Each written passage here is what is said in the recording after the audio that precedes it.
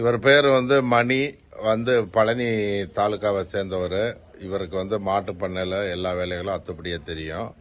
மாட்டு பண்ணையில் என்னென்ன எப்படி வேலை பார்ப்பீங்க? சார் நான் பால் எத்தனை 20-25 மாடு பால் கறப்பேங்க சார். சரி. அப்புறம் மாடு எல்லா வேலையும் பார்த்துக்குவேன் சார். தண்ணி வைக்க, சாணி அதை மாடு குளிப்பாட்ட எல்லா வேலையும் பார்த்துருவேங்க சார். சரி. எத்தனை மாடு உங்களுக்கு கெப்பாசிட்டி இருக்கு? 20 மாடு நான் பாலில் பார்த்துக்குவேன் சார். தனியாகவே பார்த்துக்குவேன்? தனியாக நான் ஒத்தைக்கு 20 மாடு பார்த்துக்குவேன். சரி. ஆமாம் சார். இப்போ தீவன புல் வெட்டுறது அந்த இதெல்லாம் பண்ணுவீங்களா?